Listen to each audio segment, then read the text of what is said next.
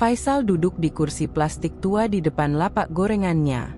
Meja kayu yang sudah rapuh menopang panci besar berisi minyak yang mulai hitam karena dipakai berulang kali. Di depannya hanya ada beberapa potong tahu, tempe, dan bakwan yang digoreng seadanya. Aroma gorengan itu semestinya bisa menggoda siapapun yang lewat. Tapi hari itu nyaris tidak ada pembeli. Jalanan lengang, hanya beberapa anak kecil yang berlari-larian tanpa peduli pada lapaknya. Sejak pagi ia sudah berdiri di sana, menunggu. Matahari sudah bergeser ke barat, panas menyengat membuat tubuhnya berkeringat. Satu demi satu gorengan di wadah anyaman bambu mulai dingin dan layu. Dari balik meja, ia melirik ke kantong plastik tempat menyimpan uang hasil dagangan. Isinya hanya beberapa lembar ribuan yang tidak sebanding dengan tenaga dan biaya minyak goreng yang terus naik. Faisal menarik napas panjang. Ia merasa dadanya sesak. Bukan hanya karena dagangan sepi hari itu, tapi karena keadaan itu sudah berbulan-bulan ia alami. Kadang sehari hanya laku belasan potong. Sementara hutang kepada warung kelontong di dekat rumah semakin menumpuk. "Bang, nggak laku lagi ya?" Suara lembut Siti terdengar dari belakang. Istrinya baru datang membawa termos berisi teh hangat. Siti, dengan wajah yang selalu terlihat teduh meski lelah, duduk di kursi plastik di samping Faisal. Ia meletakkan termos dan menuang teh ke dalam gelas bening yang retak di pinggirnya. "Ya beginilah, Ti. Dari tadi pagi cuma laku segini," kata Faisal sambil menunjuk uang receh di kantong plastik. Nada suaranya berat, penuh kecewa. Siti hanya mengangguk, berusaha tidak menunjukkan kesedihannya. "Sabar ya, Bang. Mungkin nanti sore ada pembeli lagi. Allah pasti kasih rezeki." Kata-kata itu seharusnya menenangkan, tetapi di telinga Faisal terdengar seperti penghiburan kosong. Ia tahu Siti berusaha kuat, tapi wajah letih istrinya tidak bisa menutupi kenyataan. Saat senja turun, Faisal membereskan lapak. Gorengan yang tidak habis ia masukkan ke kantong plastik. Beberapa ia simpan untuk dimakan sendiri malam ini. Sisanya, dengan hati berat, ia buang ke tong sampah. Setiap kali melakukan itu, hatinya terasa perih. Bagaimana tidak? Uang modal semakin habis, tetapi hasil jualan nyaris tak cukup untuk bayar listrik, apalagi melunasi hutang. Mereka berjalan pulang ke rumah kontrakan sederhana di gang sempit. Bangunan itu kecil, dindingnya sudah kusam, atap bocor jika hujan deras. Di dalam rumah hanya ada satu ruang tamu merangkap kamar tidur, dapur kecil, dan kamar mandi seadanya. Sesampainya di rumah, Faisal duduk bersandar di dinding. Ia menatap kosong pada kantong plastik berisi uang yang tak seberapa. Siti menyalakan lampu minyak kecil karena mereka belum mampu membayar listrik bulan ini. "Bang, kita makan dulu ya. Ada nasi sisa siang tadi. Gorengan ini bisa kita makan sama sambal kecap," ucap Siti lembut. Faisal hanya mengangguk. Tangannya gemetar saat mengambil nasi. Ia merasa malu sekaligus marah pada nasib. Seorang pria seharusnya bisa memberi makan layak untuk keluarganya. Tapi kenyataannya, ia hanya bisa menyuguhkan gorengan dingin. Malam semakin larut. Dari luar terdengar suara motor lewat, milik tetangga yang pulang kerja dari pabrik. Faisal memandangi suara itu dengan mata penuh iri. Betapa ia ingin hidup lebih baik, tidak lagi dihina orang sebagai penjual gorengan pinggir jalan. "Bang, jangan dipikirin terus. Yang penting kita masih bisa makan," kata Siti sambil tersenyum tipis. Namun matanya menyiratkan kegelisahan yang tak mampu ia sembunyikan. Faisal memejamkan mata. Kata-kata Siti terasa bagai pisau. Ia tahu istrinya tulus, tetapi ia tak bisa menolak rasa gagal yang menggerogoti harga dirinya. Di tengah kesunyian malam, Faisal berbaring di tikar tipis. Ia menatap langit-langit rumah kontrakan yang penuh noda bocor. Hatinya bergejolak. Sampai kapan aku harus hidup begini? Apa aku harus mati saja biar nggak ngerasain semua ini? Pikirnya. Rasa putus asa itu semakin menghantui. Ia mulai membayangkan jalan pintas, apapun caranya, Asalkan bisa keluar dari lingkaran kemiskinan ini. Tatkala suara jangkrik terdengar dari luar, Faisal menutup mata dengan perasaan yang semakin gelap. Malam itu, untuk pertama kalinya, bibirnya berbisik lirih, seolah bicara pada dirinya sendiri. Kalau ada jalan lain, apapun itu, aku rela. Dan dari situlah awal keputusasaan Faisal mulai membuka pintu menuju kegelapan yang lebih dalam. Sore itu, matahari hampir tenggelam. Jalan kecil di depan warung gorengan Faisal masih sepi. Hanya sesekali ada pejalan kaki lewat, kebanyakan tak menoleh sedikit pun ke arah lapak sederhana itu. Panci besar berisi minyak yang sudah mulai surut masih dibiarkan menyala dengan api kecil. Wadah bambu berisi gorengan terlihat penuh, padahal seharusnya menjelang malam gorengan sudah habis terjual. Faisal duduk termenung, dagunya bertumpu di telapak tangan. Sesekali ia menatap orang-orang yang lewat. Ada sekelompok pemuda yang baru saja pulang bekerja dari bengkel motor. Mereka menoleh sekilas ke arah Faisal, lalu tertawa sambil melontarkan kata-kata yang membuat telinganya panas. "Ngapain juga kerja kayak gitu? Paling sehari nggak sampai 50.000, kata salah satu dari mereka dengan suara keras. Tawa mereka meledak. Faisal berusaha menahan diri, pura-pura tidak mendengar. Tapi di dalam hatinya, kata-kata itu menusuk dalam. Ia merasa dipermalukan di depan orang banyak. Tak lama kemudian, seorang ibu muda lewat sambil menggandeng anaknya. Anak itu menunjuk ke arah lapak gorengan, tapi ibunya malah menariknya menjauh. "Jangan beli di situ, Nak. Gorengannya minyak bekas, nggak sehat," ucapnya lirih tapi cukup jelas terdengar. Faisal memukul meja kayu dengan kepalan tangannya. Suara kayu berderak membuat beberapa orang menoleh. Wajahnya memerah menahan amarah. Ia merasa dipandang rendah, seolah-olah hasil jerih payahnya tidak ada nilainya. Tak lama kemudian, Siti datang membawa tas belanja kecil. Ia tersenyum berusaha menyemangati suaminya. "Bang, sabar ya. Nanti pasti ada rezeki yang datang," ucapnya sambil menaruh sebungkus plastik berisi cabai dan bawang di meja. Namun Faisal sudah kehilangan kesabaran. "Sabar, sabar, sabar. Dari dulu itu saja yang kamu bilang. Sabar nggak bikin kita kenyang, Ti. Orang-orang di luar sana hidup enak, makan daging, naik motor bagus. Kita jualan gorengan basi." Siti terdiam.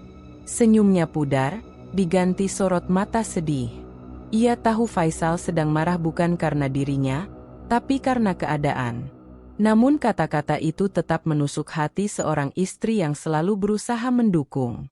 Faisal berdiri dan berjalan mondar-mandir di depan lapak. "Aku capek jadi bahan ejekan. Aku capek dibilang miskin. Aku juga laki-laki, Ti. Aku pengin dihargai." Suaranya meninggi, membuat beberapa orang yang lewat melirik dengan penasaran. Siti mencoba menenangkan, "Bang, jangan marah di sini. Orang-orang lihat. Biar mereka dengar.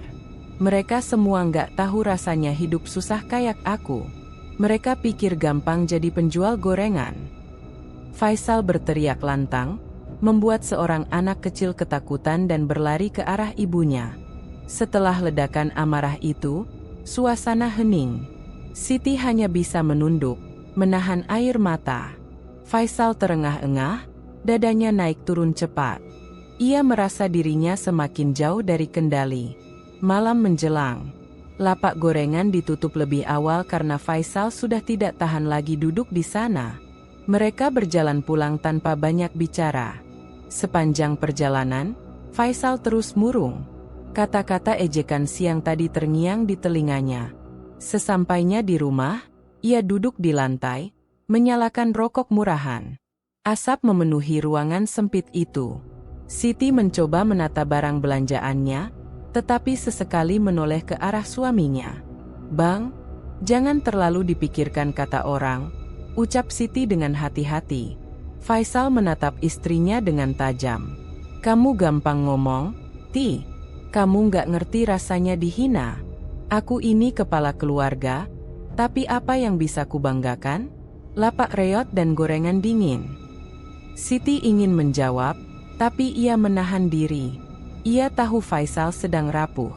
Namun dalam hati, ia juga takut jika suaminya terus larut dalam amarah dan keputusasaan. Faisal memukul lantai dengan tinjunya. Aku nggak bisa hidup begini terus. Aku pengin keluar dari semua ini. Apapun caranya. Siti tercekat. Nada suara Faisal membuatnya khawatir. Ada sesuatu yang berubah dalam sorot mata suaminya, bukan sekadar kecewa, melainkan dendam pada kehidupan itu sendiri. Malam itu, Faisal duduk lama dalam diam. Rokoknya habis satu persatu, meninggalkan bau menyengat di ruangan. Siti hanya bisa memandanginya dengan cemas. Ia tahu, dalam hati suaminya sudah ada jurang yang makin dalam. Faisal menatap keluar jendela yang gelap. Dalam pikirannya, ia membayangkan dunia di mana ia tidak lagi diremehkan, di mana ia bisa berdiri sejajar dengan orang-orang kaya di desa. Dan semakin lama ia merenung, semakin besar rasa benci yang tumbuh pada kehidupannya yang sekarang. Dalam hati kecilnya, sebuah keputusan mulai terbentuk. Ia tidak akan membiarkan hidupnya terus diinjak-injak. Apapun harga yang harus dibayar, ia akan mencari jalan untuk keluar dari kesusahan ini. Dan di sanalah, frustrasi itu berubah menjadi bibit gelap yang siap membawanya semakin jauh dari jalan yang benar. Warung kopi di pinggir jalan itu sederhana, hanya beratap seng dan berdinding papan tipis. Malam sudah turun, lampu bohlam berwarna kuning redup menggantung di tengah, mengundang serangga kecil beterbangan. Aroma kopi hitam bercampur asap rokok memenuhi ruangan, menempel di baju setiap orang yang duduk di sana. Faisal masuk dengan langkah gontai, wajahnya muram. Ia butuh tempat untuk menenangkan pikiran setelah hari-hari penuh amarah dan rasa malu. Warung itu tidak asing baginya. Beberapa kali ia mampir untuk sekadar duduk sambil minum kopi murah. Ia memilih bangku panjang di sudut, menyalakan rokok, lalu memandang kosong ke arah meja-meja lain. Beberapa pria desa duduk berkelompok, membicarakan urusan mereka masing-masing. Suara mereka samar, tapi satu percakapan mencuri perhatian Faisal. Aku dengar si Parjo beli tanah lagi minggu lalu. Katanya sekarang punya mobil juga. Ah, mana mungkin. Bukannya dulu dia tukang becak. Iya, tapi sekarang beda. Katanya dia ikut pesugihan. Tumbalnya entah apa, tapi lihat sendiri kan hasilnya. Faisal menegakkan badan. Kata itu, pesugihan, bergaung di telinganya. Ia pura-pura tidak peduli, tapi matanya mencuri pandang ke arah mereka. Hatinya berdegup lebih cepat. Seorang pria yang dikenalnya, Jono, tiba-tiba melambaikan tangan. Sal, sini gabung. Sendirian aja. Dengan ragu, Faisal pindah duduk ke meja mereka. Jono tersenyum lebar, menepuk bahunya. Lama nggak nongkrong bareng. Lagi mumet. Ya? Faisal hanya mengangguk. Biasa, jualan sepi. Jono menyesap kopinya, lalu mencondongkan badan. Aku tahu perasaanmu. Hidup susah itu nyiksa. Tapi, ada jalan kalau berani. Kata-kata itu membuat Faisal menoleh cepat. Jalan apa maksudmu? Jono tersenyum samar. Ia menundukkan suara, seolah takut ada orang lain yang mendengar. Pesugihan. Kamu pasti pernah dengar. Banyak orang di kampung ini yang tadinya nggak punya apa-apa, sekarang hidup enak karena itu. Faisal tercekat. Ia sudah mendengar bisikan-bisikan serupa, tapi kali ini terasa nyata. Kamu serius? Memangnya beneran ada? Kalau nggak ada, mana mungkin Parjo bisa sekaya itu dalam waktu singkat? Kamu lihat sendiri kan. Jono menatap Faisal dalam-dalam, seolah menantang keraguannya. Faisal menghela napas panjang. Ia ingin menyangkal, tapi hatinya bergejolak. Ingatannya melayang pada tawa orang-orang yang meremehkannya, pada wajah istrinya yang menahan air mata di rumah kontrakan sempit. Rasa sakit itu membuat pikirannya terbuka pada kemungkinan yang sebelumnya ia anggap tak masuk akal. Kalau memang ada, gimana caranya? Tanyanya pelan. Jono tersenyum tipis, lalu menyalakan rokok baru. Nggak bisa sembarangan. Harus lewat orang yang ngerti. Ada satu orang di kampung sebelah, namanya Pak Surya. Banyak yang bilang dia bisa jadi perantara. Nama itu menancap di benak Faisal. Pak Surya, siapa dia? Orang pintar. Katanya punya ilmu turun-temurun. Orang-orang kaya mendadak di sekitar sini, kebanyakan ada hubungannya sama dia, jawab Jono sambil menundukkan suara lebih rendah. Tapi ingat, semua ada harganya. Faisal merasakan bulu kuduknya meremang. Harga? Maksudmu? Jono mengangkat bahu, sengaja menggantung ucapannya. Nggak ada yang gratis di dunia ini, Sal. Kalau berani kaya, harus berani bayar. Cuma kamu sendiri yang bisa tentukan sanggup atau enggaknya. Percakapan itu membuat Faisal terdiam lama. Matanya menatap kosong ke arah cangkir kopinya yang sudah setengah dingin.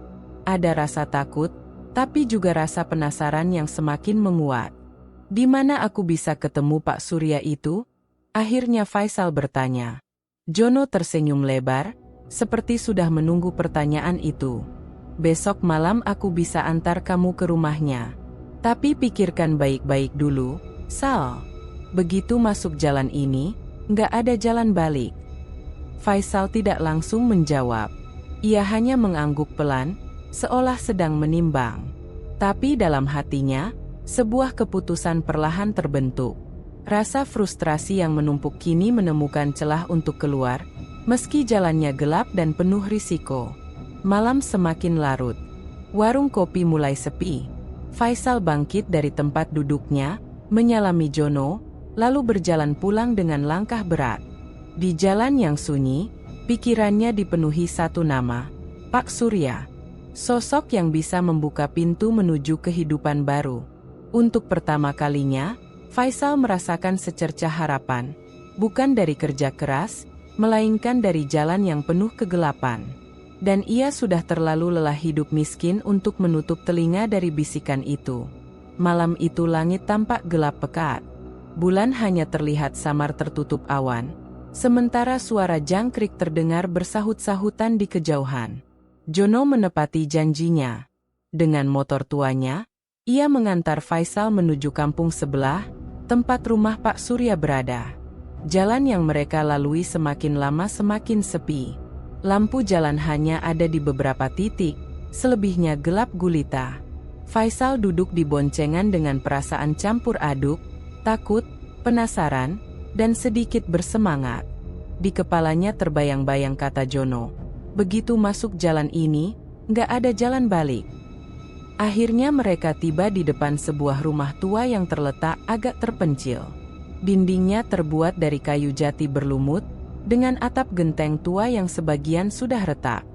Pintu rumah tertutup rapat, namun di teras ada lentera minyak menyala, memberikan cahaya temaram yang justru menambah kesan angker. Jono berhenti dan berbisik, "Itu rumahnya. Aku tunggu di sini. Kamu masuk sendiri." Faisal menoleh cepat. "Kenapa nggak ikut?" Jono hanya menggeleng. "Aku cuma perantara. Sisanya urusanmu." Dengan langkah berat, Faisal maju. Ketika ia mengetuk pintu kayu itu, suara derit panjang terdengar, membuat bulu kuduknya merinding. Tak lama kemudian, pintu terbuka sedikit, dan seorang pria tua muncul. Rambutnya sudah memutih sebagian, matanya tajam seolah bisa menembus isi hati. "Dialah Pak Surya." "Masuklah," ucapnya lirih, namun penuh wibawa. Faisal menelan ludah, lalu melangkah masuk. Di dalam rumah, suasananya lebih mencekam. Ruangan remang dengan cahaya lampu minyak yang redup. Bau dupa tercium kuat, menusuk hidung. Di sudut ruangan ada meja kayu penuh benda aneh. Kendi tanah liat, kain hitam, keris kecil, serta beberapa sesajen yang sudah mengering. Pak Surya duduk di kursi tua, lalu menatap Faisal dalam-dalam. Aku tahu kenapa kamu datang, ucapnya pelan. Faisal terdiam, tak mampu membalas. Kamu lelah hidup miskin. Kamu ingin dihargai. Kamu ingin kaya, lanjut Pak Surya, suaranya seakan menggema di telinga Faisal. Faisal mengangguk perlahan. Tapi, apa benar semua itu mungkin? Pak Surya menyipitkan mata. Di dunia ini, ada hal-hal yang tidak bisa dijelaskan dengan akal sehat. Kekayaan bisa datang dalam sekejap, tapi setiap hal besar selalu ada harga yang harus dibayar. Harga? Faisal bertanya lirih. Pak Surya tersenyum samar, memperlihatkan giginya yang sudah banyak ompong. Tumbal. Itu syarat utama. Tanpa tumbal, pesugihan tidak akan memberi apapun. Kamu harus rela melepas sesuatu, atau seseorang. Faisal terperanjat. Kata, tumbal, langsung menusuk dadanya. Ia menunduk, tangannya gemetar. Seseorang? Maksudnya, nyawa? Pak Surya mengangguk tenang, seakan hal itu biasa saja. Benar, tidak ada kekayaan tanpa darah. Semakin dekat denganmu tumbalnya, semakin besar pula kekayaan yang akan kamu dapatkan. Ruangan terasa semakin pengap. Faisal berkeringat dingin, tetapi rasa penasaran mendorongnya untuk tetap duduk di sana. Pak Surya kemudian menggeser kendi tanah liat di atas meja, lalu mengeluarkan sebuah buku tua dengan sampul kulit yang sudah sobek. Ia membuka halaman yang penuh dengan tulisan kuno dan gambar simbol-simbol aneh. Ini, katanya sambil menunjuk gambar berbentuk lingkaran dengan tanda silang dan darah merah yang memudar, adalah salah satu ritual. Malam Jumat Kliwon, kamu datang ke tempat sepi, membawa sesaji, dan memanggil makhluk penjaga harta. Tapi ingat, makhluk itu tidak memberi apa-apa tanpa imbalan. Tumbal harus ada. Faisal menatap buku itu lama, dadanya berdegup keras. Suasana di sekelilingnya semakin menekan. Sesekali ia mendengar suara seperti bisikan samar di sudut ruangan, padahal tidak ada orang lain di sana. Kalau aku menolak setelah mencoba? Tanya Faisal ragu. Pak Surya menatapnya tajam. Tidak ada kata menolak. Begitu kamu melangkah, jalanmu hanya ke depan. Mereka tidak suka ditinggalkan. Bulu kuduk Faisal berdiri. Ia ingin pergi saat itu juga, tapi kakinya terasa berat. Ada dorongan aneh dalam dirinya, seolah-olah suara kecil di telinganya berkata, "Inilah kesempatanmu." Pak Surya bersandar, menghisap dalam-dalam rokok kretek yang baru ia nyalakan. Asap mengepul, memenuhi ruangan. Aku tidak akan memaksamu. Semua pilihan ada di tanganmu. Tapi ingat, orang-orang yang kini dihormati di desa ini, banyak di antara mereka pernah duduk di kursi itu, sama sepertimu malam ini. Faisal terdiam. Dalam pikirannya muncul bayangan orang-orang yang dulu menghina dan meremehkannya. Ia membayangkan dirinya berdiri dengan pakaian bagus, rumah megah, dihormati semua orang. Hatinya berperang. Ada ketakutan besar, tapi ada juga keinginan yang membara. Akhirnya, ia berkata pelan, Kalau aku mau, apa yang harus kulakukan?" Pak Surya tersenyum tipis. "Pikirkan baik-baik dulu. Datanglah lagi ketika hatimu mantap. Aku hanya perantara. Keputusan ada padamu." Faisal mengangguk, lalu berdiri dengan tubuh gemetar. Saat keluar rumah, angin malam menerpa wajahnya, namun tidak mampu menenangkan gejolak dalam dadanya. Malam itu, untuk pertama kalinya, ia benar-benar mempertimbangkan jalan gelap yang ditawarkan. Jalan dengan harga yang terlalu mahal, tapi juga dengan janji yang terlalu menggoda untuk diabaikan. Malam berikutnya, Faisal kembali berdiri di depan rumah tua milik Pak Surya. Kali ini ia datang seorang diri, tanpa ditemani Jono. Angin malam berembus dingin, namun tekad yang tumbuh dalam dirinya mengalahkan rasa takut. Dengan tangan gemetar, ia mengetuk pintu kayu itu. Pintu berderit pelan, dan seperti sudah menunggu, Pak Surya muncul dengan senyum samar. "Kamu kembali," katanya lirih. Artinya hatimu sudah mulai condong. Faisal menunduk, tidak menjawab. Ia hanya mengikuti langkah Pak Surya masuk ke dalam rumah. Bau dupa langsung menyergap, lebih pekat daripada sebelumnya. Kali ini di meja kayu sudah tersusun rapi beberapa benda baru. Sebuah cermin besar berbingkai kayu hitam, mangkuk berisi kembang 7 rupa, dan seikat uang kertas lusuh. Pak Surya duduk di kursinya, lalu memberi isyarat agar Faisal ikut duduk. Semalam aku sudah bicara soal harga yang harus dibayar. Sekarang, biar kutunjukkan apa yang bisa kamu dapatkan jika berani melangkah. Ia menyalakan lilin merah di atas meja. Api itu berkedip-kedip. Lalu Pak Surya mengangkat cermin besar ke arah Faisal. Lihatlah. Faisal menatap, dan perlahan cermin itu tidak lagi memantulkan bayangan dirinya.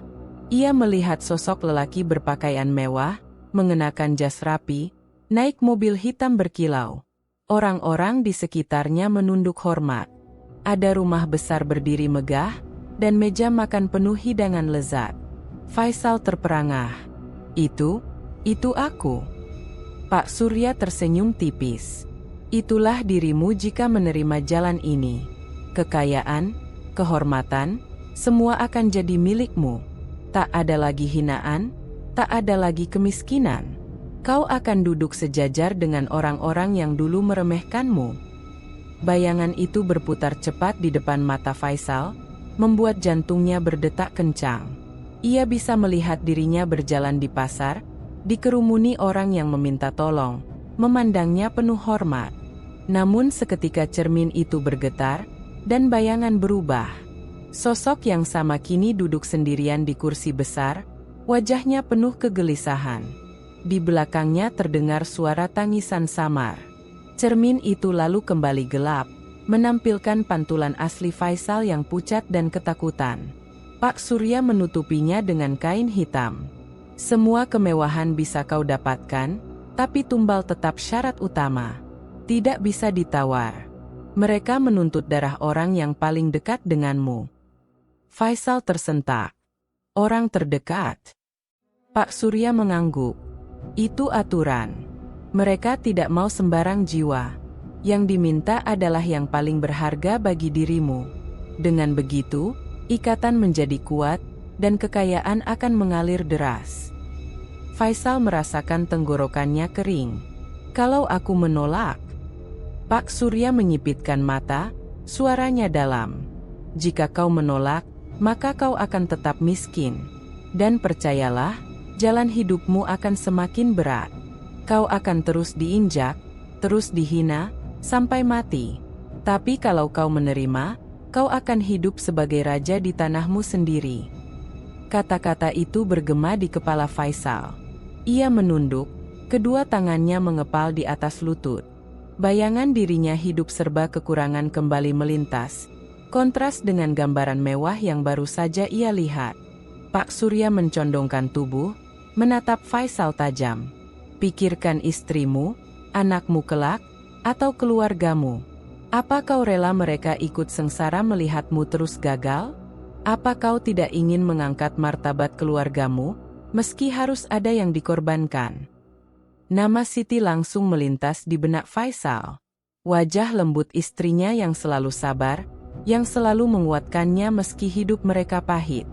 Justru karena kesabaran itu, Faisal merasa semakin kecil. Ia merasa tidak layak menjadi suami. Kini pikiran buruk merayap pelan. Jika Siti yang menjadi tumbal, bukankah itu jalan tercepat untuk keluar dari semua ini?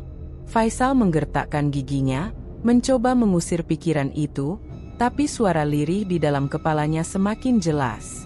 Ia bisa membayangkan, setelah tumbal diberikan, hidupnya akan berubah total. Tidak ada lagi malam-malam penuh amarah, tidak ada lagi tatapan merendahkan dari orang-orang. Pak Surya seakan tahu apa yang ada di dalam hati Faisal. Ia menyalakan dupa baru, lalu berucap, "Jangan ragu terlalu lama. Kadang pengorbanan satu jiwa bisa menyelamatkan kehidupan banyak jiwa. Dunia ini memang kejam. Pilihan ada padamu, Faisal." Suasana semakin berat. Lilin-lilin bergetar, Seolah-olah ada angin bertiup dari arah yang tidak terlihat. Bayangan di dinding menari-nari, menyerupai bentuk wajah-wajah tak dikenal yang menatap Faisal. Faisal memejamkan mata. Nafasnya tersengal, tubuhnya berkeringat dingin. Antara takut dan tergoda, ia berada di persimpangan. Tapi semakin ia mencoba berpikir jernih, semakin kuat pula bayangan kemewahan yang ditunjukkan tadi menguasai pikirannya. Akhirnya, dengan suara bergetar, ia berkata, Aku butuh waktu. Tapi, aku mulai mengerti." Pak Surya tersenyum puas, lalu memadamkan lilin merah dengan jari tangannya sendiri tanpa terluka. "Ambil waktumu. Tapi jangan terlalu lama. Mereka sudah menunggu." Faisal bangkit dengan langkah gontai.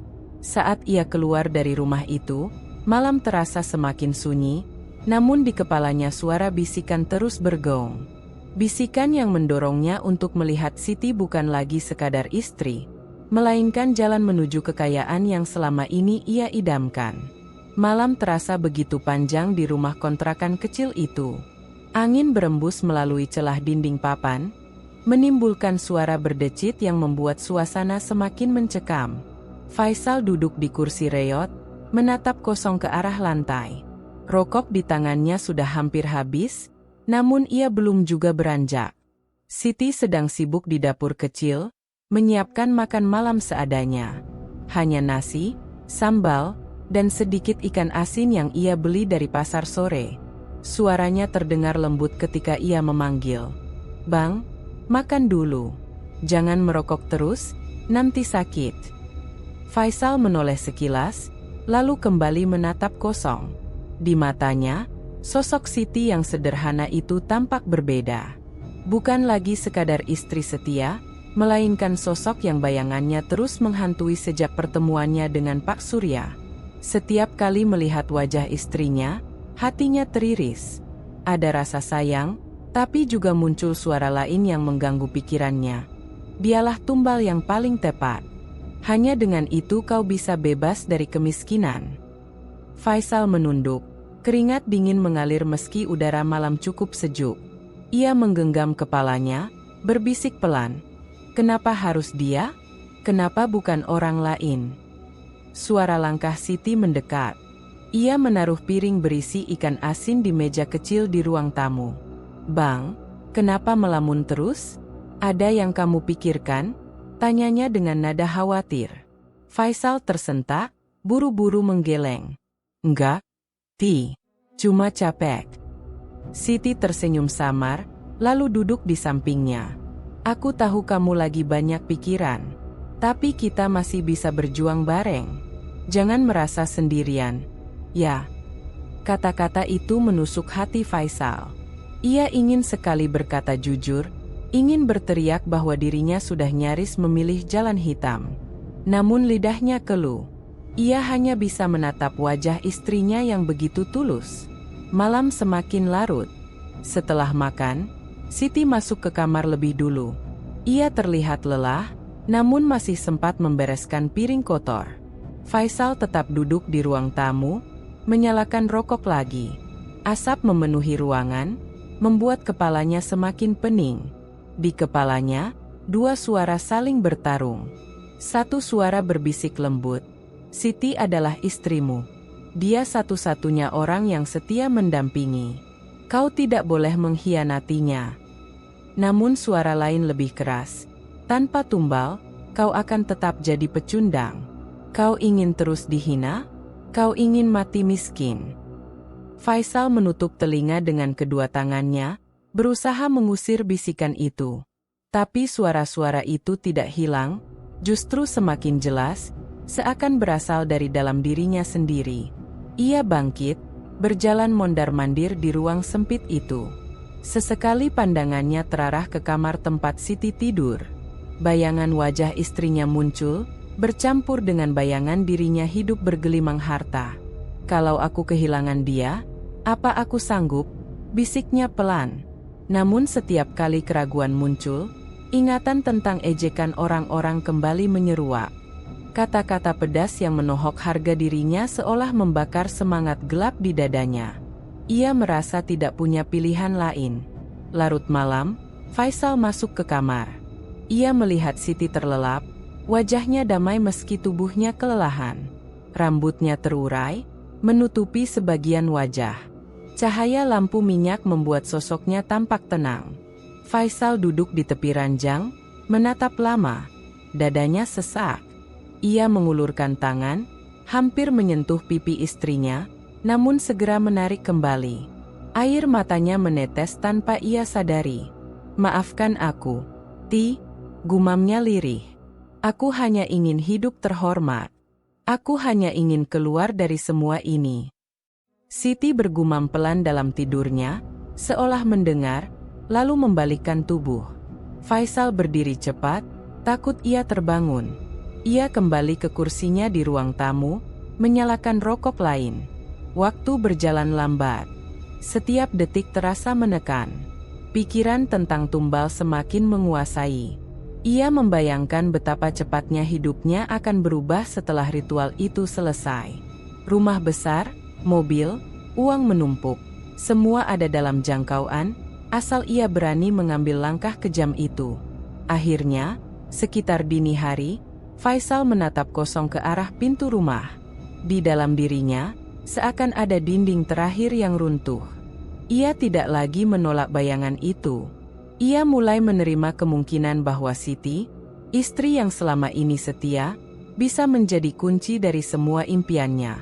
Dengan wajah pucat, ia berbisik pada dirinya sendiri, "Kalau ini jalan satu-satunya, aku harus siap."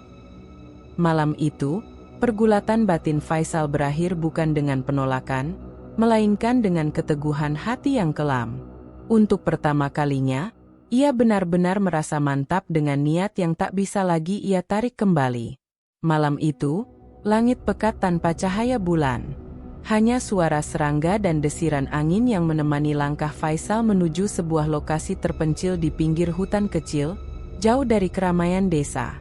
Jalan setapak yang ia lalui gelap, hanya diterangi lampu minyak kecil yang diberikan Pak Surya.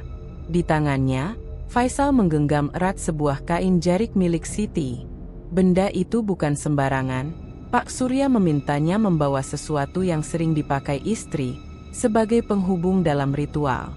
Jantung Faisal berdegup kencang setiap kali ia melihat kain itu, seolah menyadari makna mengerikan di baliknya. Pak Surya berjalan di depan, mengenakan jubah hitam panjang yang berkibar tertiup angin malam. Wajahnya terlihat tegas namun dingin.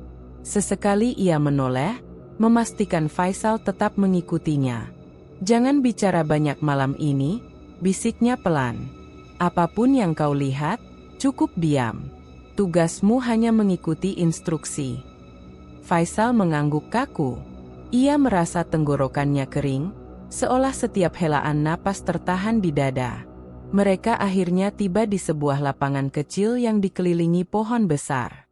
Di tengah lapangan itu sudah terhampar lingkaran tanah yang digores dengan kapur putih, membentuk simbol-simbol aneh.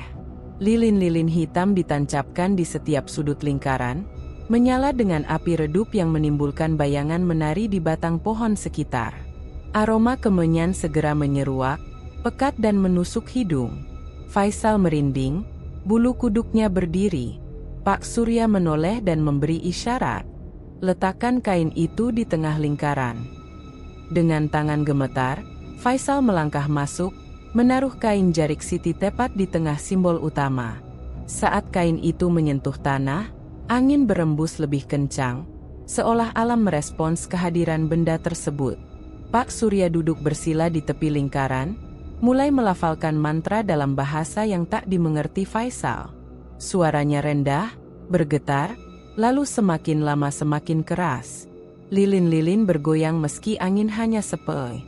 Faisal berdiri terpaku, tubuhnya kaku seperti patung. Setiap kata yang keluar dari mulut Pak Surya membuat udara di sekitar semakin berat. Seakan ada sesuatu yang tak terlihat sedang bangkit dari dalam tanah. Tiba-tiba suara aneh terdengar, geraman rendah, bukan dari manusia, bukan pula dari hewan yang dikenal Faisal. Tanah di dalam lingkaran bergetar pelan, debu beterbangan. Faisal terbelalak, ingin berlari, tapi kakinya seakan terpaku. "Jangan bergerak," bentak Pak Surya, tanpa menghentikan mantranya. Dari tengah lingkaran, kain jarik milik Siti perlahan bergerak.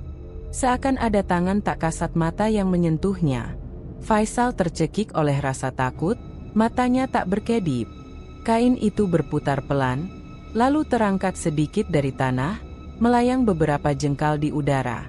Pak Surya mengeluarkan sebuah keris kecil dari balik jubahnya, menggoreskan darah dari jarinya sendiri ke tanah. "Dengan ini, aku buka jalan bagi kekuasaanmu," teriaknya lantang. Api lilin mendadak membesar, menyala tak wajar, memancarkan warna merah darah. Bayangan di sekeliling semakin liar, menari seperti sosok-sosok tak berbentuk. Suara bisikan samar muncul, banyak, bercampur aduk, membuat kepala Faisal pening. Ia menutup telinga, tapi suara itu tetap terdengar jelas. Kekayaan, darah, tumbal. Udara semakin dingin. Napas Faisal terlihat mengepul. Dari dalam lingkaran, muncul bau busuk seperti bangkai yang membusuk lama. Ia hampir muntah, namun ketakutan lebih besar menahan tubuhnya tetap di tempat. Pak Surya kini berdiri, suaranya menggelegar. "Wahai penguasa gaib, dengarlah. Inilah persembahan awal. Tanda ikatan dari hamba yang siap menyerahkan darah dagingnya." Kain jarik itu tiba-tiba terbakar dengan sendirinya. Api menjalar cepat, tapi tidak seperti api biasa. Warnanya hitam pekat dengan semburat ungu. Faisal terkejut, ingin memadamkan, namun Pak Surya mengangkat tangannya, memberi isyarat untuk diam. Suara jeritan melengking terdengar dari api itu, bukan suara manusia, tapi seperti campuran tangis dan tawa. Faisal menutup mulutnya, hampir berteriak, namun ia hanya bisa menahan napas. Api padam seketika, menyisakan abu hitam pekat di tengah lingkaran. Keheningan mencekam menyelimuti tempat itu. Lilin-lilin kembali menyala normal, angin berhenti bertiup. Pak Surya menarik napas panjang, lalu menoleh pada Faisal. Tatapannya tajam, namun juga penuh kepuasan. "Ritual pertama selesai. Kau sudah membuka pintu. Besok, perhatikan hidupmu. Kau akan melihat tanda-tandanya." Faisal masih terdiam, wajahnya pucat, tubuhnya lemas. Ia merasa jiwanya hampir tercabut dari tubuh. Tapi di balik rasa takut, ada sesuatu yang lain. Sebuah getaran aneh di dalam hatinya, seolah bagian dirinya baru saja berubah. Saat mereka berjalan pulang, Faisal menoleh ke belakang. Abu hitam di tengah lingkaran masih mengepulkan asap tipis, membentuk bayangan samar seperti wajah yang tersenyum sinis. Hatinya bergetar. Ia tahu, sesuatu yang mengerikan telah terikat dengannya. Dan entah bagaimana, bagian dirinya yang paling dalam merasakan, ritual itu berhasil. Pagi itu, rumah kontrakan kecil milik Faisal dipenuhi suasana aneh. Udara yang biasanya hanya beraroma minyak goreng kini terasa lebih dingin, lembab, dan menyesakkan. Siti, yang semalam masih sempat membereskan piring, pagi ini bangun dengan wajah pucat pasi. "Bang, badanku rasanya berat sekali," bisiknya lemah saat Faisal membantu menegakkan tubuhnya di atas tikar. Faisal berpura-pura panik. Ia mendekat, meletakkan tangannya di kening istrinya. Panas tubuh Siti begitu tinggi, tapi wajahnya pucat seperti orang kehabisan darah. Matanya sayu, bibirnya membiru. "Kamu kenapa, Ti? Semalam baik-baik saja kan?" Faisal bertanya dengan suara gemetar, meski di dalam hatinya ia tahu benar apa yang sedang terjadi. Siti mencoba tersenyum, meski sangat lemah. "Mungkin cuma masuk angin, nanti juga sembuh." Namun beberapa jam kemudian, kondisinya semakin parah. Siti muntah berulang kali, tubuhnya menggigil, dan matanya mulai berkunang-kunang. Tetangga yang mendengar kabar segera datang menengok. "Ya Allah, kenapa ini? Faisal? Cepat bawa ke puskesmas," seru Bu Ratna, salah satu tetangga. Faisal hanya mengangguk dengan wajah panik yang dibuat-buat. Ia tahu, sekeras apapun ia membawa Siti kemana saja, Takdirnya sudah terkunci. Tumbal yang ditetapkan ritual semalam sedang ditagih. Siti terbaring lemah di kamar, suaranya nyaris tak terdengar. "Bang, kalau aku nggak kuat, jaga diri baik-baik, ya." Kata-kata itu membuat dada Faisal sesak. Ada sebersit rasa bersalah yang ingin membuatnya berteriak, namun ia menahannya. Ia hanya menggenggam tangan istrinya erat-erat, berusaha menampilkan ekspresi suami yang khawatir. Hari semakin sore, dan kondisi Siti memburuk drastis. Tubuhnya panas, tetapi keringat dingin terus mengucur. Nafasnya tersengal, dada naik turun tak teratur. Sesekali ia berteriak kesakitan, memegangi perutnya seperti ada yang mencabik dari dalam. "Bang, tolong aku. Sakit sekali." Suaranya parau, penuh penderitaan. Faisal tak bisa menatapnya lama. Pandangan itu menusuk nuraninya. Namun ia tetap diam, hanya duduk di sampingnya sambil berpura-pura sibuk menenangkan. "Sabar, Ti. Sabar ya, sebentar lagi sembuh." Malam menjelang, suasana rumah makin mencekam. Lampu minyak berkelip, seolah enggan menyala terang. Siti mulai meracau, menyebut nama Faisal berulang-ulang, lalu tiba-tiba menangis tanpa alasan. "Bang, aku takut, jangan tinggalkan aku." Tangannya meraih Faisal, mencengkeram erat, sebelum tubuhnya kembali kejang-kejang. Tetangga yang masih bertahan di sana mulai panik. "Faisal, ini parah. Kenapa nggak kamu bawa ke rumah sakit saja?" Faisal hanya bisa menjawab singkat dengan nada bingung. Iya, sebentar." Meski begitu, ia tak bergerak, hanya menunduk dalam-dalam. Dalam hatinya ia tahu, semua ini tak bisa dihindari. Detik demi detik terasa panjang. Nafas Siti semakin pendek, matanya mulai terbalik ke atas, kulitnya membiru. Tangis tetangga mulai pecah, beberapa berusaha menolong seadanya. Akhirnya, dengan satu hembusan nafas panjang yang bergetar, tubuh Siti terkulai.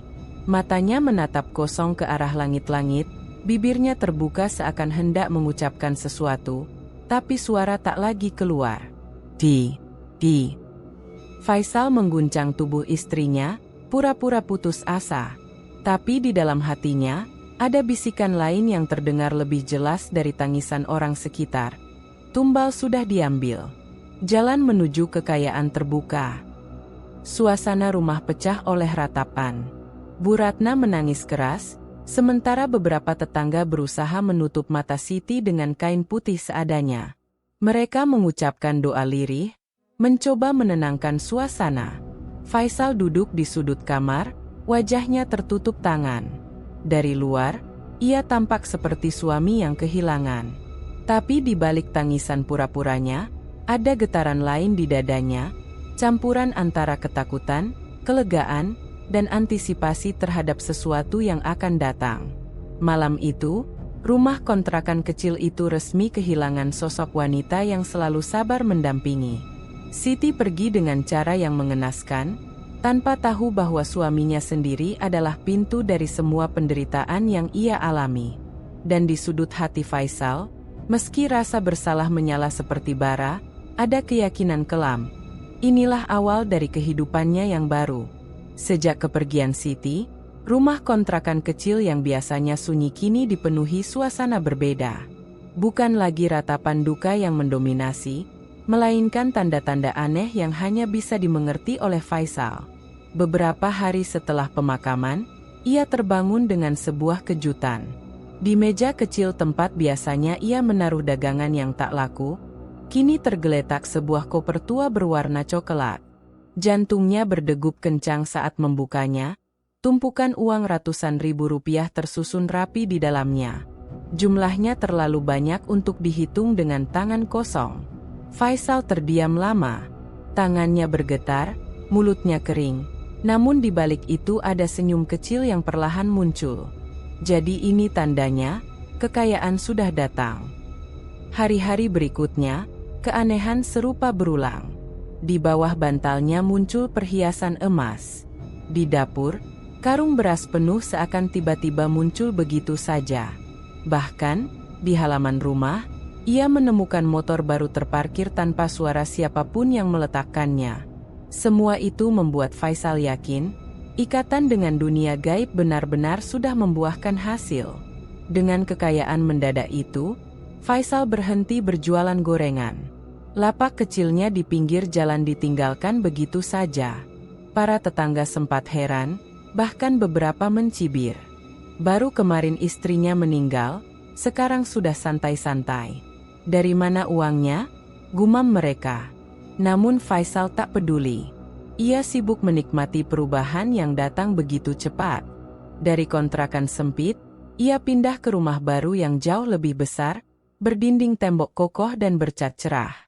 Furnitur sederhana diganti dengan sofa empuk, lemari kaca, dan televisi layar datar yang bersinar terang di ruang tamu. Hari pertama ia menempati rumah barunya, Faisal berdiri lama di depan cermin besar. Pakaian lusuh yang dulu selalu melekat kini berganti jas rapi dan kemeja mahal. Rambutnya disisir rapi, parfum wangi menempel di tubuhnya. "Inilah aku yang baru," gumamnya, penuh kebanggaan. Perubahan itu membuat warga sekitar semakin terheran. Sebagian iri, sebagian lagi mencurigai. Namun Faisal menikmatinya. Ia berjalan dengan kepala tegak, tak lagi memikul bakul gorengan, melainkan menenteng kunci mobil. Setiap pagi, ia keluar rumah dengan mobil baru, sekadar berkeliling desa atau singgah di kota. Banyak mata yang menatap, sebagian kagum, sebagian mencibir. Tapi Faisal tidak lagi merasa peduli. Baginya, semua tatapan itu adalah bukti bahwa ia sudah berhasil naik derajat. Tetangga yang dulu suka menyepelekan kini mulai berubah sikap. Mereka yang dulunya tak segan meremehkan, kini memberi salam penuh hormat. Ada pula yang tiba-tiba ramah, mencoba mendekat untuk sekadar mendapat keuntungan. Faisal menyadarinya, dan ia menikmatinya. Dalam waktu singkat, Faisal menjadi sosok yang disegani. Ia sering menghamburkan uang di warung kopi, membayar semua pesanan orang-orang hanya untuk menunjukkan kekayaannya. Sesekali ia menyumbang di acara kampung, bukan karena niat tulus, melainkan agar namanya disebut-sebut dengan kagum. Namun di balik semua itu, ada bayangan Siti yang sesekali muncul di benaknya. Saat ia duduk sendirian di ruang tamu yang megah, bayangan wajah istrinya yang menderita di ranjang sakit sering menghantui. Tetapi setiap kali rasa bersalah itu datang, Faisal segera menenggelamkannya dengan menatap tumpukan uang atau memeluk barang-barang mewah yang kini dimilikinya. "Ini harga yang pantas," katanya pada diri sendiri. "Kalau aku terus miskin, aku akan mati terhina. Sekarang, aku adalah orang yang dihormati." Perubahan hidup Faisal semakin nyata ketika ia mulai dijauhi orang-orang kecil yang dulu akrab dengannya. Teman-teman sesama pedagang gorengan tak lagi bisa menemuinya dengan mudah. Mereka merasa Faisal sudah berbeda, terlalu tinggi untuk sekadar duduk bersama di trotoar.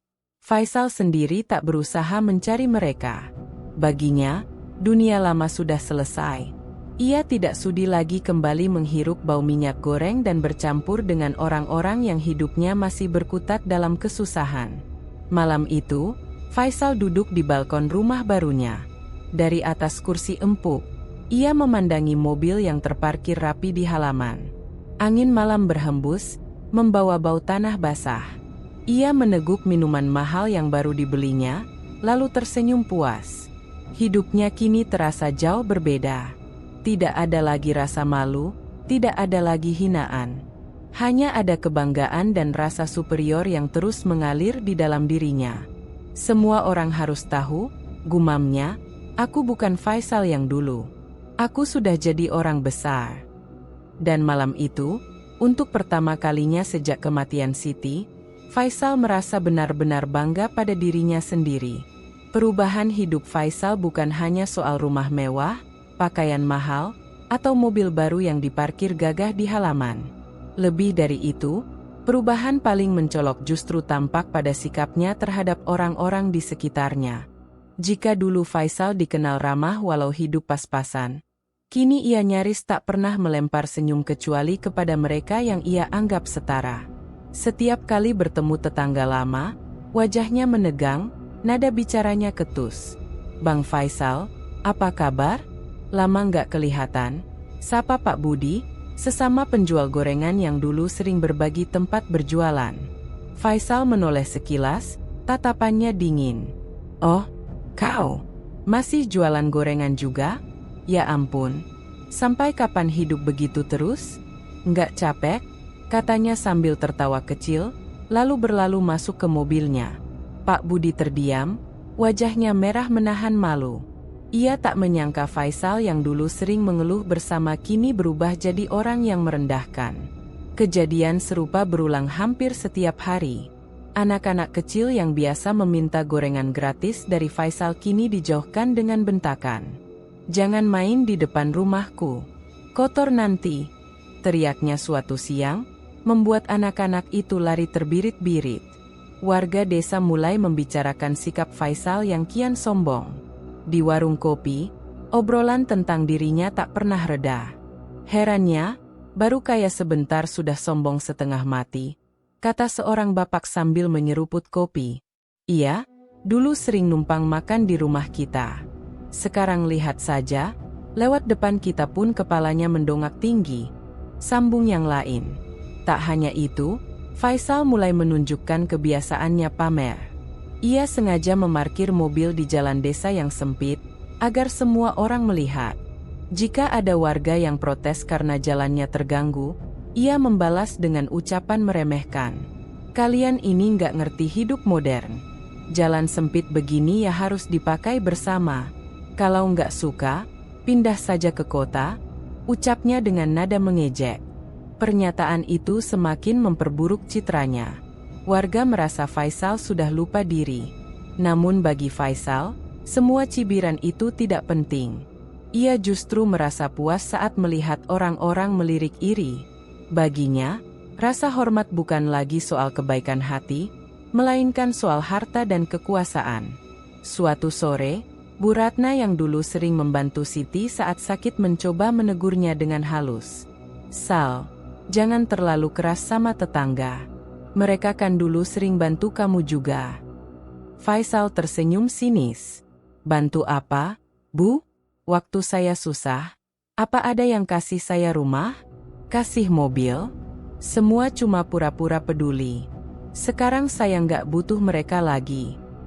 Bu Ratna menghela napas, lalu pergi dengan hati berat. Kata-kata Faisal itu membuatnya sadar, lelaki itu sudah jauh berbeda dari Faisal yang dulu. Perubahan sikap Faisal semakin kentara ketika ia menolak undangan warga untuk ikut kerja bakti desa. "Urusan kampung bukan urusan saya. Saya sudah punya kehidupan sendiri. Kalau butuh bantuan, cari yang selevel, jangan saya," katanya lantang di depan banyak orang. Ucapan itu langsung membuat suasana gaduh. Banyak warga tersinggung, bahkan ada yang mulai berani mengeluarkan dugaan. "Jangan-jangan kekayaannya bukan dari usaha halal," bisik seorang ibu kepada temannya. "Iya, aku juga heran. Dulu miskin sekali, sekarang mendadak kaya. Pasti ada sesuatu di balik itu," jawab yang lain dengan nada curiga. Seiring waktu, gosip semakin meluas. Dari sekadar membicarakan kesombongan Faisal, menjadi desas-desus tentang asal-usul kekayaannya. Ada yang bilang ia mendapat warisan, ada pula yang mulai berani menyinggung kemungkinan ia berhubungan dengan hal-hal gaib. Di balik semua itu, Faisal tetap berjalan dengan dada membusung. Ia tidak peduli dengan suara sumbang yang beredar. Setiap kali mendengar bisikan gosip, ia justru semakin bangga karena merasa dirinya diperhatikan. Malam itu, ketika ia duduk di teras rumah barunya, suara warga yang bergosip terdengar samar dari kejauhan. Ia tersenyum tipis, meneguk minumannya, lalu berbisik pada dirinya sendiri. "Biar saja mereka bicara. Yang jelas, aku sudah di atas mereka semua." Namun tanpa ia sadari, gosip yang beredar itu bukan hanya sekadar omongan kosong. Bisikan-bisikan warga mulai membentuk kecurigaan yang bisa menjadi awal dari sesuatu yang lebih besar. Malam itu, suasana rumah Faisal terasa begitu sunyi. Angin malam menyusup melalui celah jendela, membawa hawa dingin yang menusuk tulang. Rumah yang kini tampak megah dengan perabotan baru dan mewah, justru menyimpan kesepian yang tak pernah ia rasakan sebelumnya. Faisal berbaring di ranjang empuknya, lampu kamar sudah ia matikan, hanya menyisakan cahaya redup dari lampu tidur di pojok ruangan. Namun matanya sulit terpejam. Entah mengapa, pikirannya terasa berat, seakan ada sesuatu yang terus mengawasi. Begitu kelopak matanya terpejam, mimpi buruk langsung menyerangnya. Ia melihat Siti, istrinya yang sudah meninggal, duduk di kursi ruang tamu dengan wajah pucat pasi. Mata Siti menatap kosong, mulutnya bergerak seakan ingin berkata sesuatu, tapi tak terdengar suara. Perlahan darah mengalir dari hidung dan matanya, membuat Faisal terbangun dengan napas terengah. "Ah, cuma mimpi," gumamnya sambil menyeka keringat dingin yang membasahi wajahnya. Namun, ketenangan itu tak berlangsung lama. Dari arah dapur terdengar suara sendok jatuh, berdenting nyaring di lantai. Faisal mengernyit, berusaha mengabaikan. Tapi kemudian terdengar lagi, kali ini lebih keras, seperti ada yang sengaja mengobrak-abrik peralatan masak. Dengan hati-hati, ia melangkah ke dapur. Lampu ia nyalakan, tapi semua terlihat rapi. Tak ada satupun sendok atau piring yang jatuh. Dapur sunyi, seolah-olah suara tadi hanya ilusi. "Halusinasi, mungkin aku terlalu capek," bisiknya, meski ada rasa merinding yang menjalar dari tengkuknya. Faisal kembali ke kamar, mencoba tidur lagi. Namun kali ini ia mendengar bisikan samar di telinganya. Suara yang begitu ia kenal, suara Siti. "Sal, kenapa kamu tega?" Faisal langsung terlonjak bangun, menoleh ke sekeliling kamar. Kosong. Tidak ada siapa-siapa. Hanya suara kipas angin yang berputar pelan. Tapi telinganya masih terasa hangat, seperti benar-benar ada yang berbisik di dekatnya. Ia berusaha menenangkan diri, menyalakan televisi untuk mengusir rasa takut. Tapi layar TV justru menampilkan gambar statis berwarna abu-abu, berdesis nyaring. Di sela-sela desisan itu, suara perempuan terdengar samar. "Sal, kamu khianat." Wajah Faisal pucat. Ia buru-buru mematikan televisi, lalu menutup wajah dengan kedua tangan. Tapi saat menurunkan tangannya, matanya menangkap sesuatu di cermin lemari. Bayangan Siti berdiri tepat di belakangnya, rambut terurai menutupi wajah. "Astagfirullah," teriak Faisal sambil terjatuh dari ranjang. Saat ia menoleh ke belakang, tak ada siapa-siapa. Cermin kembali hanya memantulkan dirinya yang ketakutan. Keringat dingin semakin deras mengucur. Ia berjongkok di lantai, memeluk lututnya, mencoba berdoa. Tapi lidahnya keluh, sulit melafalkan ayat yang biasanya lancar. Suasana kamar semakin menekan, udara terasa sesak, seperti ada yang menindih dadanya. Tiba-tiba, lemari di pojok kamar bergetar pelan, lalu pintunya terbuka sendiri dengan bunyi berderit panjang. Dari dalamnya, Faisal melihat baju lama milik Siti jatuh ke lantai. Baju itu yang dulu sering dipakai Siti saat memasak, kini tampak kusam dan berdebu. Jantung Faisal berdegup kencang, matanya terpaku pada kain itu. Dan seolah ada kekuatan tak kasat mata, baju tersebut bergerak sedikit demi sedikit, menyeret di lantai menuju kakinya. Faisal mundur ketakutan, tubuhnya gemetar hebat. "Tidak, tidak, ini nggak mungkin," desisnya dengan suara parau. Namun baju itu berhenti tepat di depannya, lalu tergeletak diam. Suasana kembali sunyi, hanya terdengar detak jantung Faisal yang berdebar keras. Ia buru-buru meraih sajadah, mencoba sholat tengah malam. Tapi bahkan di tengah bacaan sholat, ia mendengar langkah kaki berputar di sekelilingnya. Tok, tok, tok. Suara langkah itu semakin jelas, seolah ada seseorang berjalan mengitari kamar, padahal tidak terlihat wujudnya. Tubuh Faisal kaku, suaranya terbata-bata membaca ayat. Ketika ia sujud, terdengar suara perempuan berbisik tepat di telinganya lagi. "Kau sudah memilih, Sal?" bersiaplah menerima balasannya. Faisal langsung menghentikan syalatnya, bangkit dengan wajah pucat pasi. Ia merasa tubuhnya lemas, seakan tenaganya terkuras habis. Malam itu, ia tidak bisa tidur lagi. Setiap kali memejamkan mata, wajah Siti selalu muncul, dengan tatapan kosong yang menusuk. Setiap sudut rumah kini terasa asing, seolah ada yang mengintai di kegelapan. Untuk pertama kalinya sejak ia kaya, Faisal benar-benar menyesal berada sendirian di rumah besar itu. Semua kemewahan yang ia miliki mendadak tak berarti, tertutupi rasa takut yang mencekik. Dan semakin malam, gangguan itu semakin sering muncul. Benda bergerak sendiri, suara-suara aneh, hingga bayangan samar yang melintas di koridor rumah. Faisal mencoba meyakinkan diri bahwa semua hanyalah imajinasi. Namun rasa takut yang merasuk ke dalam tulang sumsum membuatnya tahu, ini nyata. Akhirnya, menjelang dini hari, Faisal terduduk di ruang tamu, wajahnya pucat, matanya merah karena tak bisa tidur. Tubuhnya bergetar hebat, dan ia hanya bisa berbisik lirih. Apa yang sudah aku lakukan? Namun bisikan itu tak mampu menghapus rasa ngeri yang kini sepenuhnya membelenggu dirinya. Malam itu, Faisal resmi dihantui rasa takut yang belum pernah ia rasakan sebelumnya. Pagi itu, suasana desa terasa berbeda. Matahari bersinar terang, ayam berkokok, dan anak-anak kecil masih berlarian di jalanan tanah yang berdebu. Namun di balik rutinitas itu, bisik-bisik tentang Faisal semakin sering terdengar. Sejak kematian Siti yang mendadak, banyak warga merasa ada kejanggalan. Cepat sekali. Ya, Siti meninggalnya.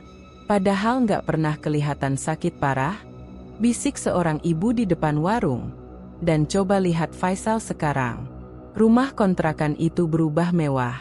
Katanya dia nggak jualan gorengan lagi. Dari mana uangnya?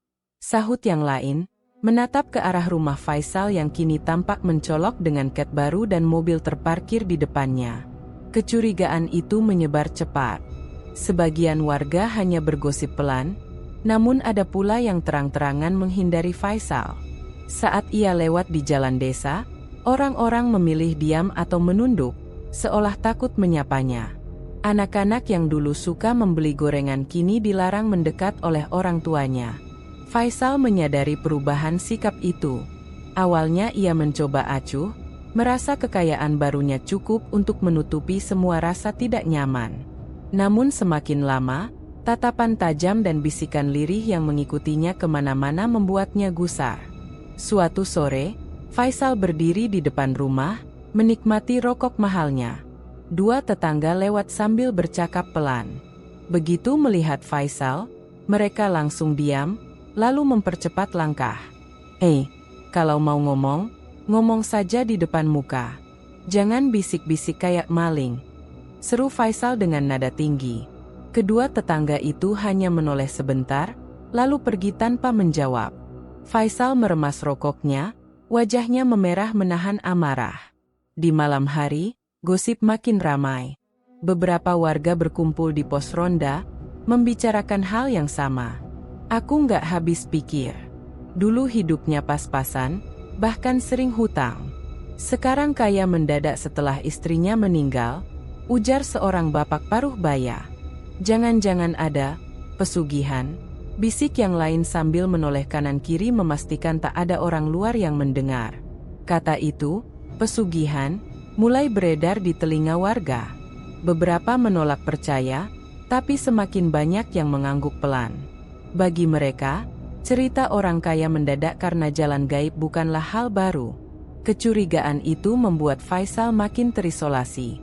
Warung-warung tidak lagi ramah padanya.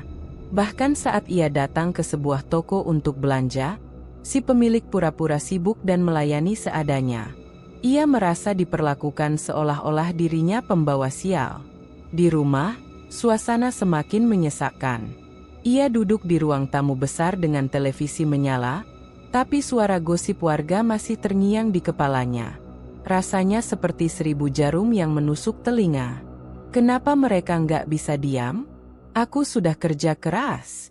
Aku pantas dapat semua ini, geram Faisal, membanting gelas ke meja hingga airnya tumpah.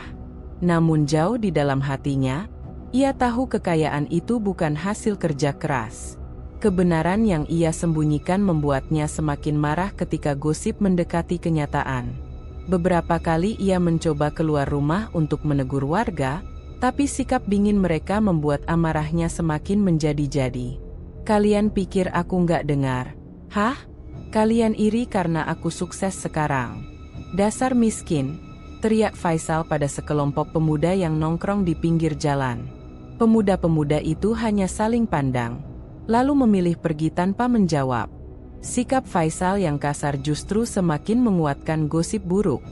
Malam berikutnya, saat Faisal keluar rumah untuk merokok, ia melihat sekelompok warga berkumpul tak jauh dari pagar rumahnya. Mereka berbicara dengan nada pelan, sesekali melirik ke arahnya. Begitu Faisal menatap balik, mereka langsung bubar. Perasaan curiga makin menekan dadanya. Ia merasa semua mata selalu memperhatikan. Tak ada lagi tetangga yang mau datang berkunjung, bahkan hanya sekadar menyapa. Rumah megah yang ia bangun berubah menjadi penjara kesepian. Faisal semakin mudah marah. Ia membentak siapapun yang berani memandanginya lama. Bahkan ia pernah mengusir seorang anak kecil yang tak sengaja bermain bola di depan rumahnya. "Pergi! Jangan dekat-dekat rumah ini. Dasar anak kurang ajar," bentaknya, membuat anak itu menangis ketakutan. Peristiwa kecil itu semakin menambah alasan bagi warga untuk menjauh. Dalam hitungan hari, Faisal benar-benar terisolasi dari lingkungannya sendiri. Di ruang tamu, ia sering duduk sendirian sambil menatap jendela. Bayangan warga yang berbisik-bisik seolah selalu menari di kepalanya. Ia merasa terpojok, tidak punya siapapun untuk diajak bicara. Kekayaan yang dulu tampak manis kini hanya menyisakan rasa asing dan kebencian. Dalam hatinya, amarah dan ketakutan bercampur. Ia ingin membungkam gosip warga, tapi juga tahu ia tak bisa membantah terlalu jauh. Kecurigaan itu terus membesar, seperti bara api yang siap menyala kapan saja. Dan malam itu, untuk pertama kalinya, Faisal merasa benar-benar dikepung.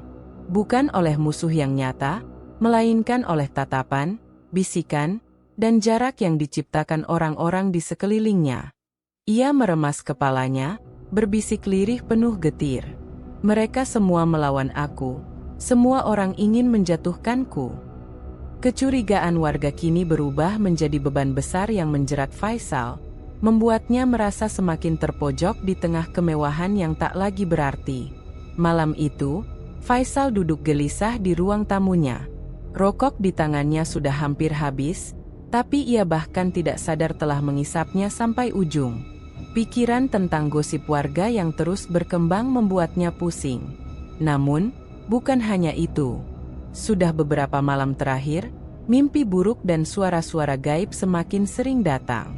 Ia tahu, ada sesuatu yang menunggu. Tepat tengah malam, ponselnya berdering. Nama yang tertera di layar membuat tubuh Faisal kaku, "Pak Surya." Dengan tangan bergetar, ia mengangkat panggilan itu. "Faisal?" Suara Pak Surya terdengar berat dan penuh tekanan. "Kau harus datang ke rumahku malam ini juga. Ada hal penting yang harus kita bicarakan." Faisal menelan ludah. "Sekarang, Pak? Malam-malam begini? Jangan membantah. Kalau kau masih ingin kekayaanmu tetap mengalir, segera datang." Telepon langsung terputus, menyisakan detak jantung Faisal yang semakin kencang. Dengan enggan, ia mengenakan jaket, lalu melajukan mobilnya ke arah rumah tua milik Pak Surya.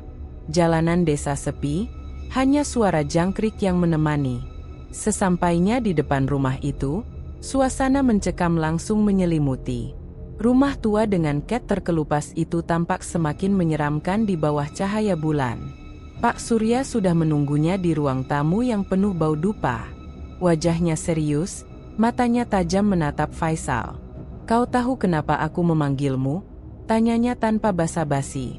Faisal menggeleng pelan, meski dalam hatinya ia sudah menebak. "Kekayaan yang kau nikmati sekarang, Lanjut Pak Surya dengan nada dingin, bukan sesuatu yang datang tanpa syarat. Tumbal pertama sudah diberikan. Tapi itu hanya awal. Perjanjian ini menuntut keseimbangan. Jika tidak ada tumbal baru, maka kau yang akan ditagih. Faisal tercekat. Ia merasa dadanya sesak, seperti ada batu besar menekan. Tapi, saya sudah kehilangan istri saya. Pak, bukankah itu cukup? Saya tidak sanggup lagi. Pak Surya menyeringai samar. Kau pikir dunia gaib bisa ditipu semudah itu? Harta yang mengalir padamu semakin besar, begitu pula bayaran yang dituntut. Kau harus memberikan tumbal baru, orang yang dekat denganmu. Kalau tidak, ia berhenti sejenak, menatap tajam. Hidupmu yang akan diambil. Kau tahu apa artinya itu? Faisal merasakan keringat dingin menetes di pelipisnya. Ia ingin marah, ingin menolak, tapi rasa takut lebih kuat. Ia membayangkan rumah mewahnya, mobilnya, semua kemewahan yang baru saja ia nikmati. Jika tumbalnya gagal ia penuhi, semua itu akan lenyap, bahkan nyawanya bisa melayang. Tidak, tidak mungkin. Saya sudah tidak punya siapa-siapa lagi. Ucap Faisal lirih, hampir seperti merintih. Bukan urusanku, jawab Pak Surya dingin. Yang penting, perjanjian harus ditepati. Ingat, kau yang memilih jalan ini. Aku hanya perantara. Faisal hanya terdiam. Suasana di ruangan itu semakin berat, seakan dinding menekan dari segala arah. Bau dupa semakin menusuk, membuat kepalanya pening. Pak Surya bangkit, lalu mendekat. Tangannya yang kurus dan dingin menepuk bahu Faisal. Pikirkan cepat, Faisal. Waktumu tidak banyak. Kau harus memilih, siapa yang akan menjadi tumbal berikutnya. Faisal segera berdiri, wajahnya pucat.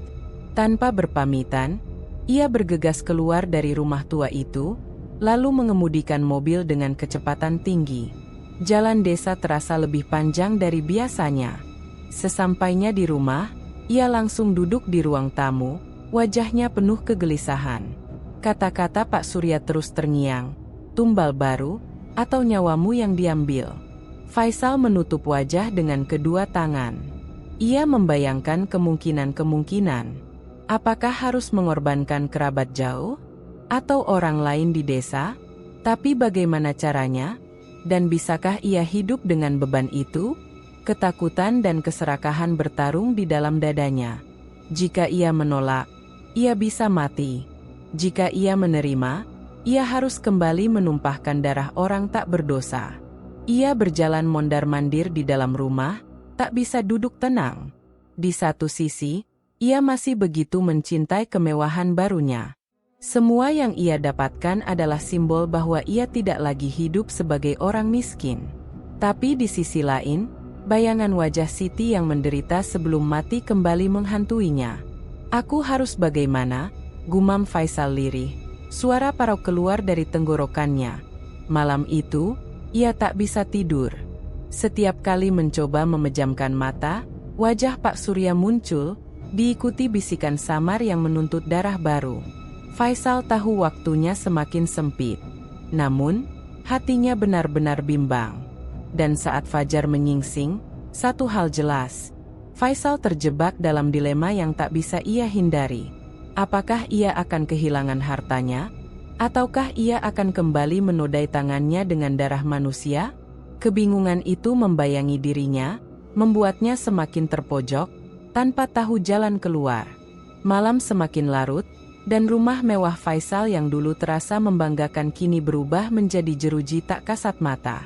Semua ruangan dipenuhi hawa dingin yang menusuk, lampu-lampu sering berkedip tanpa alasan, dan suara-suara aneh seakan berbisik dari balik dinding. Faisal duduk di ruang tamu, wajahnya pucat dan tubuhnya lemas. Tangannya bergetar saat mencoba menyalakan rokok, tapi api korek mati sebelum menyulut. Ia mengumpat pelan, lalu melempar korek itu ke meja. Namun sebelum rokoknya habis, telinganya menangkap suara langkah kaki dari arah tangga. Perlahan, Faisal menoleh. Nafasnya tercekat, Di sana berdiri sosok Siti, dengan wajah pucat dan mata kosong menatapnya. Rambutnya terurai berantakan, pakaiannya lusuh seperti saat ia jatuh sakit sebelum meninggal. Tubuhnya tampak bergetar, seolah antara hidup dan mati. "Siti," suara Faisal bergetar, setengah berbisik. Namun sosok itu tidak menjawab. Hanya menatap dalam, lalu tiba-tiba lenyap dalam sekejap, menyisakan suara lirih seperti rintihan. Faisal berlari ke arah tangga, tapi tak menemukan apa-apa. Tubuhnya semakin lemas, kakinya goyah. Sejak malam itu, gangguan semakin parah. Setiap kali ia mencoba tidur, suara Siti memanggil dari dekat telinganya. "Sal, kenapa kau tega?" Bisikan itu membuatnya terbangun dengan keringat bercucuran. Kadang, ia melihat bayangan Siti duduk di kursi ruang makan, menatap kosong ke arahnya. Bahkan, di kamar mandi, cermin memperlihatkan wajahnya sendiri yang berdiri di samping sosok istrinya. Tubuh Faisal pun mulai menunjukkan tanda-tanda melemah. Nafasnya sering sesak, wajahnya pucat, dan matanya cekung karena kurang tidur. Uang yang ia kumpulkan di brankas mulai berkurang dengan sendirinya. Tumpukan uang yang dulu penuh kini terlihat menipis tanpa jejak jelas. "Tidak, ini tidak mungkin. Semua harta itu milikku," gumamnya panik, membuka brankas berulang kali, berharap jumlah uang kembali normal. Tapi kenyataannya, lembaran-lembaran merah itu seperti menguap sedikit demi sedikit. Beberapa barang mewah yang ia beli juga rusak mendadak. Televisi yang baru sebulan dibeli kini hanya menampilkan layar hitam. Mobilnya mogok tanpa sebab, meski baru saja diservis. Bahkan perhiasan emas yang ia simpan di laci terlihat kusam, kehilangan kilaunya. Faisal semakin frustasi. Ia berteriak di dalam rumah, membanting kursi, memukul dinding, seakan ingin mengusir semua bayangan dan suara yang terus menghantuinya. Tapi semakin ia marah, semakin kuat gangguan itu menyerang. Malam berikutnya, ia kembali melihat penampakan Siti, kali ini lebih jelas. Sosok itu duduk di tepi ranjang, menatapnya dengan mata berair, darah merembes dari sudut bibirnya. "Kau sudah memilih jalanmu, Sal, sekarang terimalah balasannya." Faisal menjerit, mundur hingga terjatuh di lantai kamar. Tubuhnya gemetar hebat, napasnya terengah. Sosok itu hilang lagi, tapi bau anyir darah masih terasa menusuk hidungnya. Hari demi hari, tubuh Faisal semakin kurus. Nafsu makannya hilang, kulitnya pucat, dan matanya seperti kehilangan cahaya. Ia mencoba mencari pertolongan, namun setiap kali hendak pergi dari rumah, ada sesuatu yang menahannya. Ban mobilnya kempes, kunci pintu hilang, atau tubuhnya tiba-tiba begitu lemas hingga tak mampu berdiri. Semua jalan keluar tertutup. Rumah megah itu berubah menjadi kuburan hidup bagi dirinya. Suatu malam, hujan deras mengguyur desa. Petir menyambar, mengguncang kaca jendela. Faisal duduk meringkuk di sudut ruang tamu, tubuhnya gemetar hebat. Suara langkah kaki bergema di seluruh rumah, meski tak ada seorang pun di sana. Tiba-tiba, lampu padam, meninggalkan kegelapan pekat. Dalam gelap itu, suara Siti terdengar jelas sekali, seperti berasal dari segala arah. "Sal, harta itu bukan milikmu, aku datang untuk menjemputmu." Faisal berteriak histeris, mencoba menutup telinganya. Tapi suara itu semakin keras, menusuk hingga ke dalam kepalanya. Ia meronta, menghantamkan tubuhnya ke dinding, berharap bisa membungkam suara tersebut. Saat kilatan petir menerangi ruangan sekejap, ia melihat sosok Siti berdiri hanya satu langkah di depannya. Wajahnya hancur, matanya kosong, dan tangannya terulur ke arah Faisal. Tubuh Faisal lunglai, lututnya goyah, dan ia terjatuh ke lantai dengan napas terengah. Dalam keputusasaan itu, ia baru benar-benar sadar. Semua kemewahan yang ia kejar tak pernah sebanding dengan kehilangan yang ia ciptakan sendiri. Ia mengorbankan cinta dan kehidupan istrinya demi harta yang kini justru menggerogoti dirinya. Sudah terlambat, gumamnya lemah, Air mata menetes di pipi. Faisal tahu, apapun yang ia lakukan sekarang tidak akan bisa membatalkan perjanjian gelap itu. Kutukan telah menjeratnya, dan jalan keluar sudah tertutup rapat. Pagi itu, suasana desa mendadak gempar. Seorang tetangga yang biasa lewat depan rumah Faisal melihat pintu gerbang mewah itu terbuka lebar, namun tak ada tanda-tanda kehidupan. Rasa penasaran membuat beberapa warga mendekat. Semula mereka hanya ingin memastikan keadaan, tapi firasat buruk segera menyelimuti. Halaman rumah yang biasanya terawat kini dipenuhi daun kering yang berserakan. Mobil mewah terparkir dengan pintu tak terkunci, kaca berdebu, dan ban kempes. Rumput di pekarangan pun tampak dibiarkan tumbuh liar, seakan tak ada yang mengurus. Seperti rumah kosong saja, bisik seorang warga dengan nada cemas. Namun, begitu salah seorang berani masuk ke dalam, jeritan kaget langsung terdengar. Warga yang lain berlarian mendekat, dan pemandangan mengerikan menanti mereka di ruang tamu. Faisal, sang pemilik rumah, tergeletak tak bernyawa. Tubuhnya kaku dengan posisi membungkuk di kursi, wajahnya membiru, mulut terbuka lebar seakan sedang menjerit untuk terakhir kalinya. Kedua matanya melotot, menatap kosong ke arah langit-langit. Bekas darah kering tampak menetes dari telinga dan hidung, mengotori baju tidurnya. Seisi ruangan dipenuhi bau busuk menusuk. Tanda jasad itu sudah berhari-hari dibiarkan tanpa tersentuh. Barang-barang mewah di sekitarnya tampak berantakan. Vas pecah, gelas terjatuh, bahkan televisi retak seperti pernah dihantam sesuatu. Namun yang paling aneh, brankas yang dulu penuh uang kini terbuka kosong, tanpa selembar pun tersisa. Warga menutup hidung sambil beristighfar. Beberapa langsung berlari keluar, tak kuat menahan pemandangan itu. Yang lain mencoba memastikan, tapi semakin dilihat semakin jelas, kematian Faisal bukan kematian biasa. Wajahnya yang membeku dalam ketakutan seakan menyimpan kisah horor yang tak terucapkan. Ini bukan mati wajar, lihat wajahnya, seperti orang ketakutan setengah mati, ucap seorang lelaki paruh baya dengan nada bergetar. Bisikan-bisikan segera menyebar. Orang-orang yang tadinya penasaran kini hanya berani melihat dari luar pintu. Ada yang berkomentar pelan, ada pula yang langsung mengaitkan semua ini dengan pesugihan.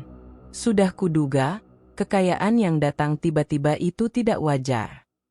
Benar, istrinya mati aneh, lalu dia jadi kaya. Sekarang lihat, dia pun mati mengenaskan. Pesugihan, pasti pesugihan. Semakin lama, semakin banyak warga yang berkumpul. Mereka berdesakan di depan pagar, namun tak seorang pun berani masuk lebih dalam. Rasa takut jauh lebih besar daripada rasa ingin tahu. Bahkan, beberapa orang tua yang dituakan di desa mulai menasihati agar jangan sembarangan mendekat. Sebab rumah itu kini dianggap telah terkutuk. Aparat desa akhirnya dipanggil untuk mengurus jenazah Faisal. Beberapa orang berani masuk kembali, menutup tubuh Faisal dengan kain seadanya sebelum dibawa keluar. Namun sepanjang proses itu, suasana mencekam tak kunjung hilang. Orang-orang yang membantu pun merasa bulu kuduknya berdiri, seolah ada yang mengawasi dari setiap sudut gelap rumah. Ketika jenazah diangkat keluar, terdengar suara-suara lirih di antara kerumunan. Ada yang berbisik bahwa mereka melihat bayangan seorang perempuan berambut panjang di jendela lantai 2. Ada pula yang mengaku mendengar suara tangis lirih dari dalam rumah padahal tak ada siapa-siapa di sana. Setelah Faisal dimakamkan secara sederhana, warga desa sepakat untuk tidak menyentuh lagi rumah mewah itu.